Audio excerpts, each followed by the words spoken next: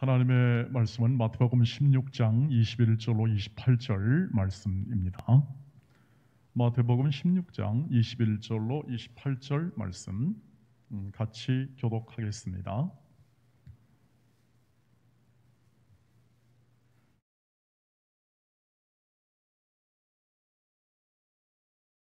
한 절씩 교독하겠습니다. 이때로부터 예수 그리스도께서 자기가 예루살렘에 올라가 장로들과 대제사장들과 서기관들에게 많은 고난을 받고 죽임을 당하고 제3일에 살아나야 할 것을 제자들에게 비로소 나타내시니 베드로가 예수를 붙들고 항변하여 이르되 주여 그리 마옵소서, 이 일이 결코 주께 미치지 아니하리이다. 예수께서 돌이키시며 베드로에게 이르시되 사탄아 내 뒤로 물러가라, 너는 나를 넘어지게 하는 자로다. 내가 하나님의 일을 생각하지 아니하고 도리어 사람 일을 생각하는도다 하시고, 이에 예수께서 제자들에게 이르시되 누구든지 나를 따라오려거든 자기를 부인하고 자기 십자가를 지고 나를 따를 것이니라. 누구든지 제 목숨을 구원하고자 하면 잃을 것이요 누구든지 나를 위하여 제 목숨을 잃으면 찾으리라. 사람이 만일 온 천하를 얻고도 제 목숨을 잃으면 무엇이 유익하리요? 사람이 무엇을 주고 제 목숨과 바꾸겠느냐? 인자가 아버지의 영광으로 그 천사들과 함께 오리니 그때 각 사람이 행한 대로 갚으리라. 진실로 너희에게 이르노니 여기 서 있는 사람 중에 죽기 전에 인자가 그 왕권을 가지고 오는 것을 볼 자들도 있느니라. 아멘. 할렐루야.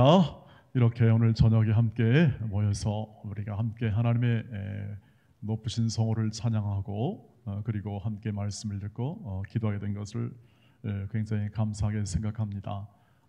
거듭거듭 우리가 함께 모여 하나님을 모신 곳이 하나님의 나라가 임할 줄 믿습니다. 그것이 우리 신앙의 선배들의 고백이었고 또 그런 삶을 살아왔으며, 오늘도 이 밤에 이 시간은 우리가 하나님 나라 속에서 살아가는 백성들이 함께 기쁨과 감사로 또 잠깐 모여서 이렇게 축제를 나누는 시간도 드리라고 생각합니다.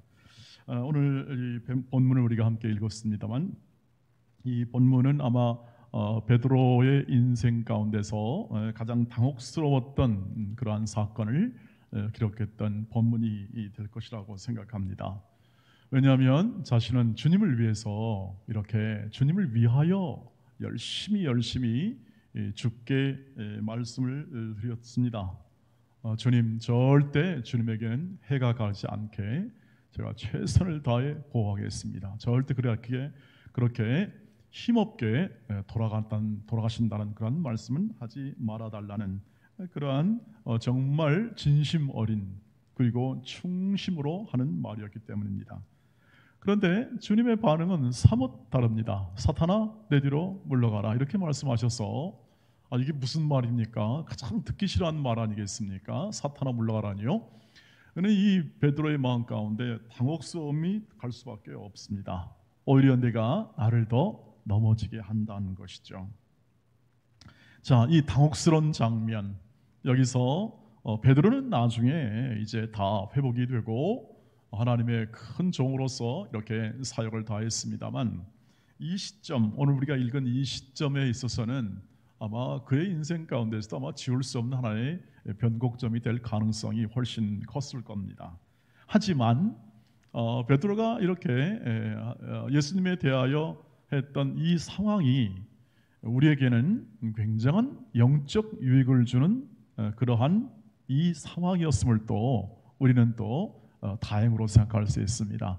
베드로는 그렇게 주님께 질책을 받았지만, 여러분 이것을 가지고 야 베드로아 너 왜 그렇게 했니? 라고 할 수 없는 것은, 베드로는 그 시대를 살았고 우리는 지금 이 모든 것이 완성된 시대를 살고 있기 때문에 우리는 이 장면과 이 상황을 통해서 우리의 신앙의 유익을 얻고 더 주님을 더 잘 모실 수 있는 그러한 유익을 우리가 얻게 된다는 것이죠. 오늘 주님은 이렇게 말씀하십니다. 내가 하나님의 일을 생각하지 않고 사람의 일을 생각한다, 이렇게 얘기합니다.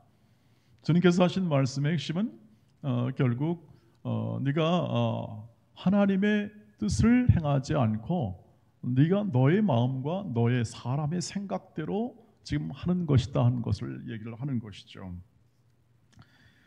주님께서 이렇게 단호하게 경계하신 가장 중요한 것은 내가 하나님의 일을 생각하지 않고 사람 일을 한다는 거죠. 그렇다면 이 베드로의 마음 가운데 억울함이 들지 않겠습니까, 여러분? 어떤 억울함이 들겠습니까? 아마 이럴 겁니다. 지금 주님이 그 전에 베드로를 칭찬했습니다. 어떤 칭찬을 했냐면, 야, 사람들이 나를 누구라 하느냐? 그러니까 주는 그리스도시요 살아계신 하나님의 아들이십니다 하고 정확하게 고백했습니다. 베드로가 아주 정확하게 예수님을 고백해서, 야, 베드로야, 너 정말 잘했다. 네가 한 고백이 정말 정확하다.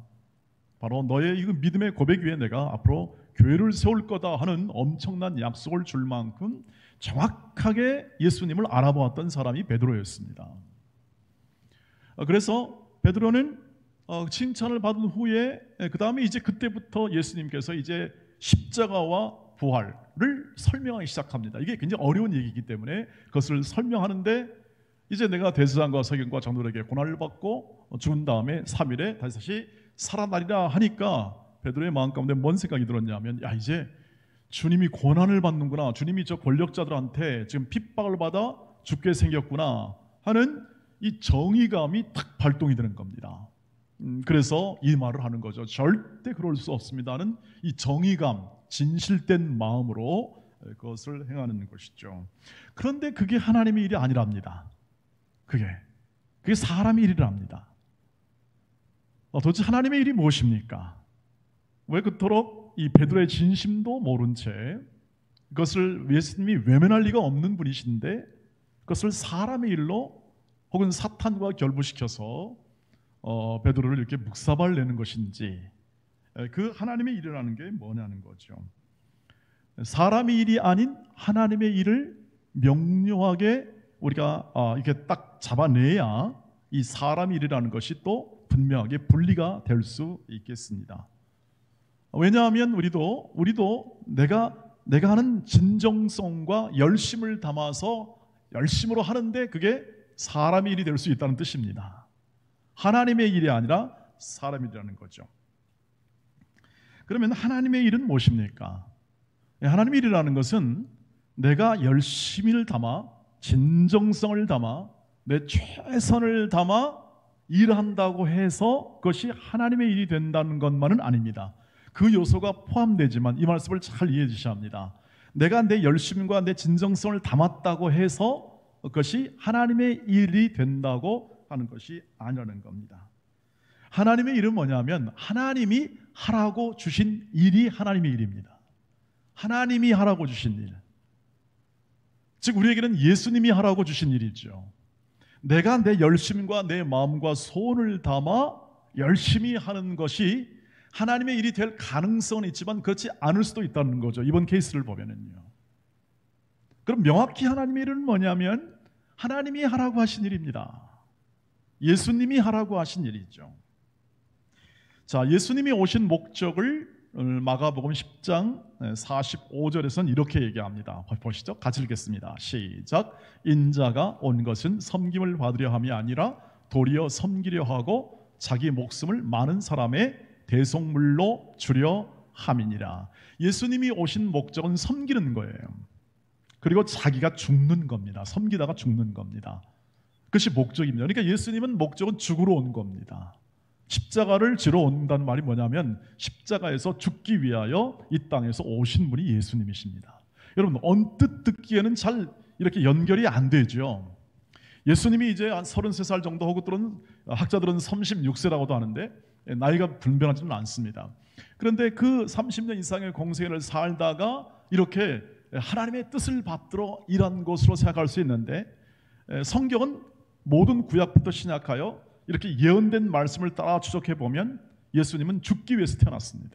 십자가를 죽기 위해서 이 땅에 오셔서 고난 받으시고 죽었다는 것이죠. 그래서 이 마가복음에서 마가는 그것을 명료하게 얘기합니다. 예수님이 그 하신 말씀 중에 가장 중요한 예수님의 오신 목적인데 대속물로 죽였다. 그것은 뭐냐면 모든 사람을 위한 희생양이 되어서 죽기 위해서 왔다는 사실을 얘기하는 거죠. 그러니까 하나님의 일은 뭐냐면 주님께 주님이 위해서 하나님의 일은 뭐냐면 십자가를 지고 죽으시는 겁니다. 이게 도대체 말이 안 되는 얘기죠. 그 당시로 봐도 말이 안 되는 얘기입니다. 어떻게 죽으러 오시는가? 반짝반짝 이 빛나도 모자라실 주님이 어떻게 죽으러 오시느냐? 이게 이해가 안 되는 겁니다. 근데 그게 하나님의 방법입니다. 하나님이 하라고 하신 일입니다. 예수님이 받들어야 할 일이죠. 하나님의 일이죠. 그래서 십자가에 죽으셔야 된다고 예수님 말씀하자 베드로는 그걸 이해를 못하니까 어떻게 합니까? 자기의 진정성을 담아서 아닙니다. 그렇게 될 수 없습니다. 주님은 이렇게 말씀합니다. 무슨 말이냐? 내가 지금 하나님의 일을 한다. 너는 사람 일이다. 이렇게 얘기하는 거죠. 하나님의 뜻이 이루어져야 되는데 사람의 뜻을 그것을 가로막고 있다는 것을 얘기를 하는 거죠. 주님이 십자가를 지고 죽으시러 왔습니다. 쉽게 말하면 우리를 위해서 섬기러 왔고 그리고 그 섬김은 십자가에서 죽으시는 것입니다. 그러면 하나님께서 그를 다시 살리셔서 그 새 생명을 주시는, 사망 권세를 깨뜨리고 새 생명을 주시는 그 역사를 이제 온 땅에 열매 맺게 하실 것입니다 하는 것이 계획이었습니다. 우리는 다 알잖아요. 그 말을 다 아는데 이 당시 베드로는 그것을 이해하지 못합니다. 이해하지 못하고 그렇게 해서 주님의 책망을 듣게 되는 것이죠. 주님이 오신 목적을 따라서 주님은 우리를 위하여 죽기 위해서 오셨습니다. 그것이 하나님이 보내신 하나님의 일입니다. 주님은 그것을 위해서 기꺼이 자신을 들여 그 목숨을 들여 그 뜻을 순종하셨습니다. 그래서 주님이 제자들을 보냅니다. 자, 내가 이제 너희를 보낸다. 뭘 전하는가? 주의 십자가를 전하는 겁니다. 주의 부활을 전하는 겁니다. 이게 안 될 것 같은데, 이게 안 될 것 같은데 되더라는 얘기입니다. 그래서 진짜란 얘기죠. 여러분 생각해 보세요. 자, 죽기 위해서 왔다는 말을 전해 들은 사람이 믿을까요? 잘 안 믿습니다. 도무지 논리적으로 이해가 안 되는 부분인데 그런데 믿더라는 겁니다. 그러니까 하나님이 하신 겁니다. 사람으로는 안 되는 건데 하는 거 보니까 그건 하나님이 하셨다 하는 것을 제자들이 나중에 알게 되죠. 그 제자들이 행한 일로 인하여 우리가 믿게 된 겁니다. 여기까지.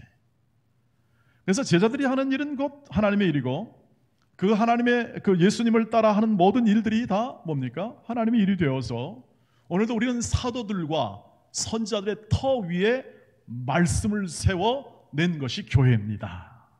우리가 되고요. 우리의 신분이고 우리의 모든 이 전체 공동체를 일컬어 바로 주님의 뜻이 임하고 주의 뜻을 행하는 공동체로 해서 교회라고 하는 거죠. 그래서 주님은 십자가를 지고 우리를 따르라고 합니다. 우리도 십자가를 지라고 하는 겁니다. 왜? 그게 하나님 일이니까. 다른 것이 없습니다. 하나님의 일은 다른 것이 없고 우리가 주님을 따라 십자가를 지고 살아가는 것입니다. 24절 보겠습니다. 오늘 같이 읽겠습니다. 시작. 이에 예수께서 제자들에게 이르시되 누구든지 나를 따라오려거든 자기를 부인하고 자기 십자가를 지고 나를 따를 것이라 말씀합니다. 이건 바로 뒤에서 말씀하시는 거예요. 자, 이제 하나님의 일이 무엇인 분명해지는 겁니다. 예수 그리스도를 따라 십자가를 지는 겁니다. 근데 왜 자기를 부인하라 할까요? 그것은 이유는 뭐냐면 자기를 부인하지 않고는 십자가를 못 집니다. 왜냐하면 십자가는 죽는 거기 때문에 내가 살아서는 나를 내가 살아서는 질 수 없습니다. 우리가 왜 십자가로 깊이 못 들어가냐면 내가 죽는다는 것을 이해하는 것이 약하기 때문에 그렇습니다. 내가 십자가에서 죽는다는 것이 무엇인지에 대한 이해가 약하기 때문에 그렇습니다. 우리가 죄를 한다는 것은 오늘 원리적으로 십자가를 통해서 보면은 십자가에서 죽는 겁니다. 살아나지 않고. 근데 우리는 어떻게 합니까? 내가 좀 열심히 살아나겠다고 합니다. 내가 건강하게 해가지고 열심히 주의 일을 하겠다고 하면서 이렇게 살아납니다.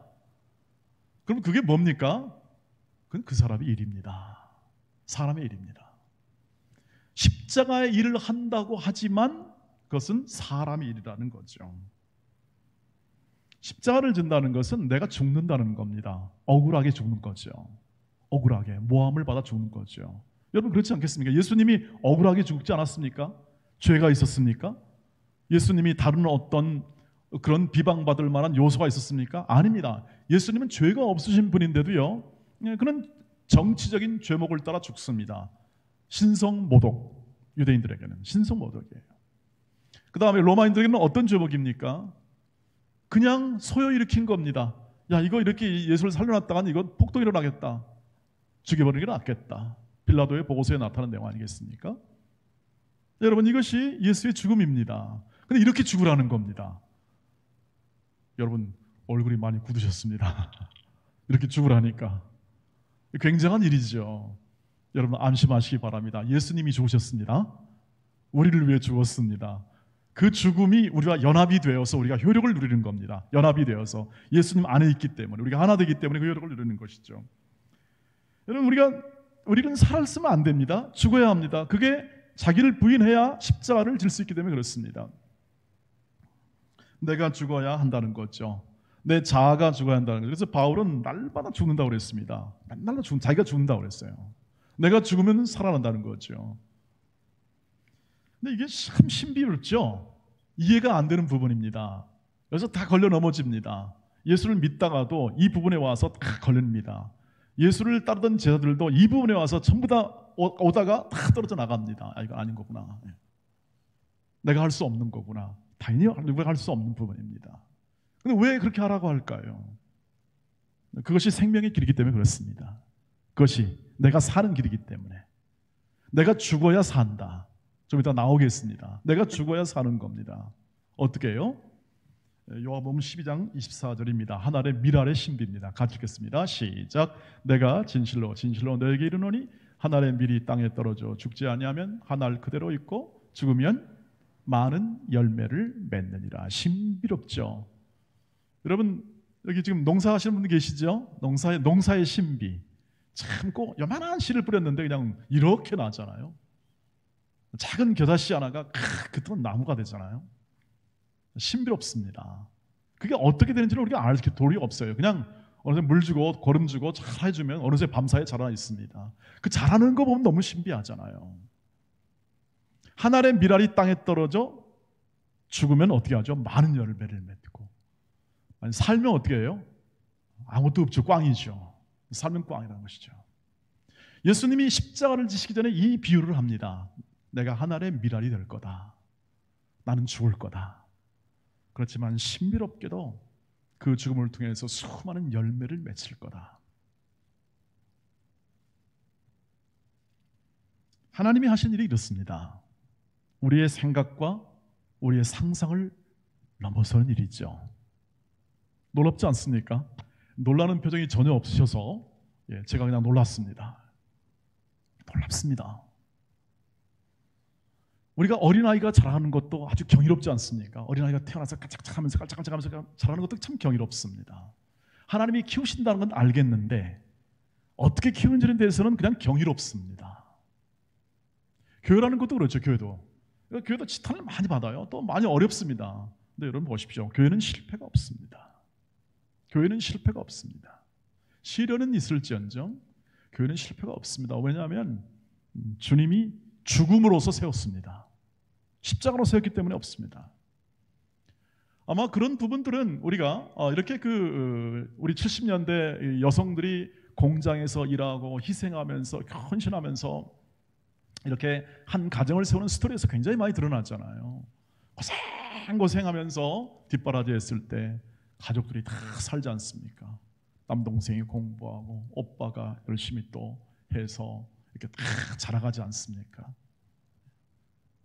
이 사람은 단지 자신을 죽여 희생한 것뿐인데 다른 사람들이 그것을 신비롭게도 그것을 세워서 많은 열매를 맺더라는 거죠. 그러니까 우리가 여기서 기도하는 것도 우리가 함께 온 교회를 기도할 때 우리는 뭐 그렇게 우리 자신에 대해서 우리가 뭐 다른 어떤 사도의 영향을 미치지 못하지만 교회라는 것이 신비로워서 하나님이 그 일을 잡으시고 여러 사람을 회복시키시고 그리고 더 낫게 하시고 그런 일들을 하시는 것이죠. 그래서 언제나 하나님의 심은 우리의 상상을 뛰어넘는 놀라운 복된 인도이기 때문에 언제나 여러분, 우리는 문제는 납니다. 내가 가로막고 있는 거예요. 베드로가 가로막고 있는 겁니다. 뭘요? 하나님의 일하심을 베드로 막은 것이죠. 내가 아니면 나를 통하여 역사하는 하나님의 은혜는 막을 존재가 없습니다. 다른 사람이 막지 않습니다.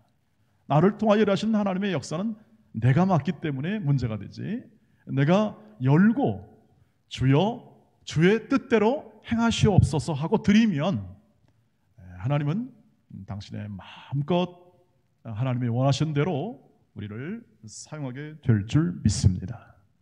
십자가를 지는 것은 그래서 생명과도 같습니다. 이건 빼도 박도 못한다는 뜻입니다. 되물릴 수 없어요. 예수를 한번 믿으면 그 길을 되물릴 수 없다는 뜻입니다. 그것을 생명으로 얘기합니다. 25절 26절입니다. 같이 읽겠습니다. 시작. 누구든지 제 목숨을 구원하고자 하면 잃을 것이요 누구든지 나를 위하여 제 목숨을 잃으면 찾으리라. 사람이 만일 온 천을 얻고도 제 목숨을 잃으면 무엇이 유익하리요? 사람이 무엇을 주고 제 목숨과 바꾸겠느냐. 이것은 생명과 같다는 뜻입니다. 십자가를 지고 예수를 따라 자기를 부인하고 자기를 죽이는 그러한 삶을 살아간다는 것은 생명을 얻는 것과 같아서 그 과정을 통해서 우리는 생명을 얻습니다. 나는 죽고 하나님의 신비로운 역사를 통해서 생명을 얻습니다. 그 원리는 무엇과 같냐면 예수님은 십자가에서 죽습니다. 죽어요. 예수님이 자아가 살거나 그러지 않습니다. 죽고 하나님이 다시 살리십니다. 그리고 높이 세우십니다. 이 원리를 잊지 마시기를 주의 이름으로 축복합니다. 우리는 죽습니다. 교회를 위해 헌신하다가, 가정을 위해 헌신하다가 죽습니다. 그러나 하나님이 가정도 세우시고 교회도 세우십니다. 여러분, 그게 억울하십니까? 억울하지 않습니다. 우리에게는 예수의 사랑이 있기 때문에 억울하지 않습니다. 그 사랑을 가져가기 때문에 그렇습니다. 그래서 하나님의 일과 사람의 일의 차이는 뭐냐면 그것입니다. 하나님의 일은 십자가로 행하는 것입니다.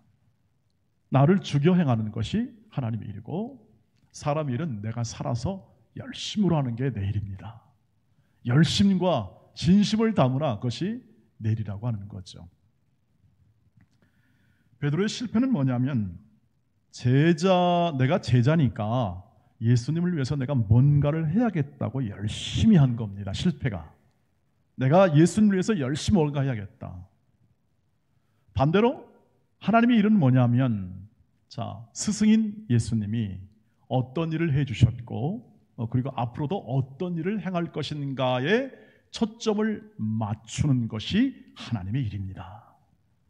하나님이 나를 어떻게 대우해 주셨고 어떻게 인도해 주셨고 앞으로는 어떻게 인도하실 것이다 하는 것에 초점을 맞추고 순종에 참여하는 게 하나님의 일입니다.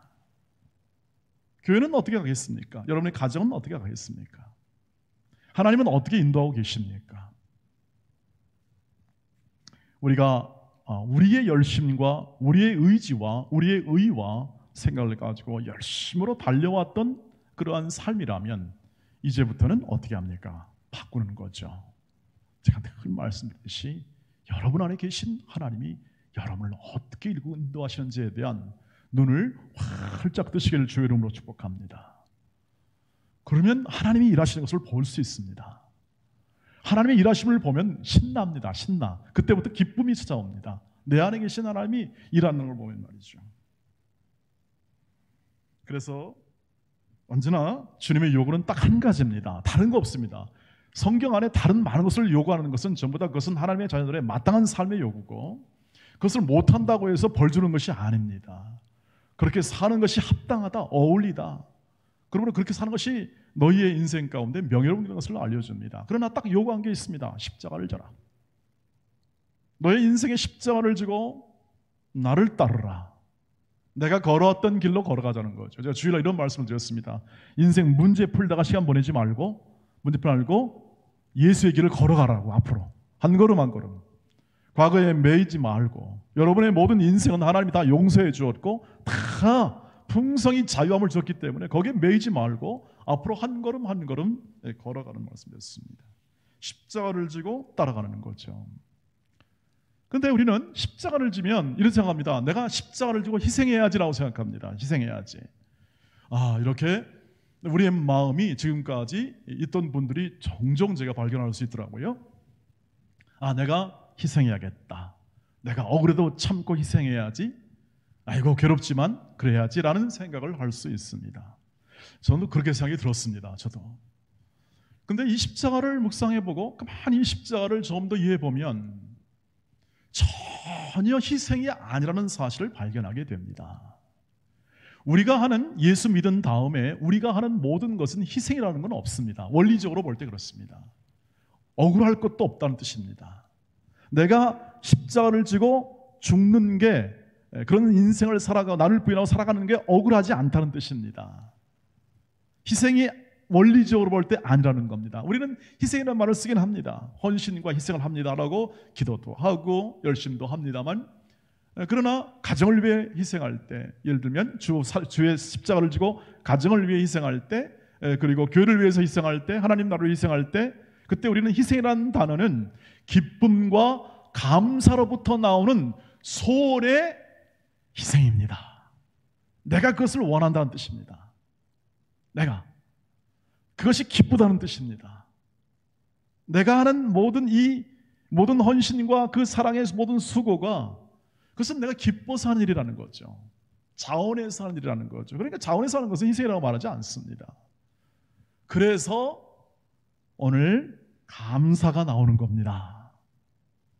십자가의 길을 걸어가면서 기쁨이 나오는 겁니다. 그 말씀 바울의 마지막 고백입니다. 골로새서 1장 24절입니다. 같이 읽겠습니다. 시작. 나는 이제 너희를 위하여 받는 괴로움을 기뻐하고 그리스도의 남은 고난을 그의 몸된 교회를 위하여 내 어디에 채웁니까? 육체에 채우는 겁니다. 여러분 다른 데 채우는 게 아닙니다. 내 머릿속에 채우는 게 아니고 내 온 몸에다가 그 그리스도의 고난을 채우는 겁니다. 그러니 얼마나 힘들겠습니까? 이 몸이 얼마나 바쁘겠습니까? 얼마나 고달프겠습니까? 몸이 고달프죠. 그런데 바울처럼 기쁘더란 말입니다. 십자가를 지는 게 기쁘더란 말입니다. 여러분 남을 도우면 도울수록 기쁘죠.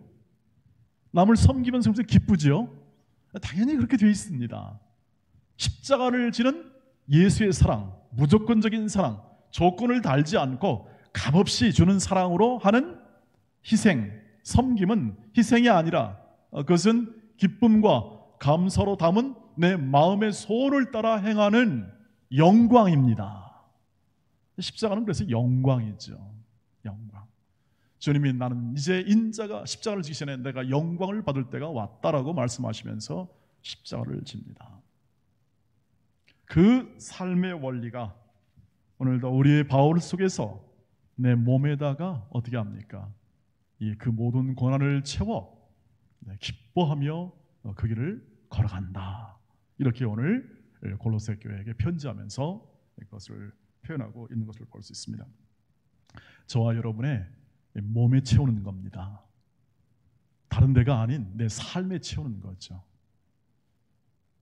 예수의 사랑, 그 십자가의 사랑을 내 몸과 영혼에 채워 그것을 가지고 가정과 우리 교회를 섬기고 일터를 섬기고 세상을 섬길 때 그 안에서 예수가 드러납니다. 내가 드러난 것이 아니라 예수가 드러나죠. 저 사람은 도대체 뭐하는 사람이냐. 가난해도 기뻐하고 부유해도 기뻐하고 시도 때도 없이 기뻐하고 감사하고 저 사람의 생애는 도대체 뭐하냐. 저렇게 끝까지 섬겨도 그것을 자랑하지 않고 그것을 드러내지 않고도 넉넉하게 사는 비결이 도대체 뭐냐. 그때 예수가 드러납니다. 우리가 목표하는 목표는 바로 이것이 되어야 할 것이라고 생각합니다. 딱 주님이 한 가지 요구하는 거. 자기를 부인하고 자기 십자가를 지는 겁니다. 어디에? 여러분의 육체, 여러분의 삶에 채우는 겁니다. 그 안에서 기쁨과 감사가 어떻게 흘러나오는지를 여러분 스스로 마음에 깊게 담으시고 여러분 안에 있는 각자 주어진 이 교회뿐 아니라 여러분 인생의 삶의 길이 있습니다. 다 각자 직업과 모든 길에서 어머니의 길에서 아버지의 길에서 혹은 또는 직업인의 길에서 여러분 그 길을 잘 걸어가시기를 주의 이름으로 축복합니다. 그리고 많이 십자가의 길을 증언해 주십시오. 그리고 그것을 함께 기도하며 온 성도들과 함께 나눌 때 우리 안에 일하시는 하나님의 역사가 더욱더 충만하게 증언되고 찬송되게 될 줄 믿습니다. 여러분 안에 이 참된 이 십자가의 사랑이 날마다 흘러넘치기를 주의 이름으로 축복합니다. 우리 함께 다 같이 기도하도록 하겠습니다. 교회를 위해서 기도할 때 우리 교회의 모든 성도들과 각 가정이 날마다 회복의 은혜를 경험하게 하시고 예배와 그리고 일터에서 회복되게 하옵소서. 사람의 일이 아닌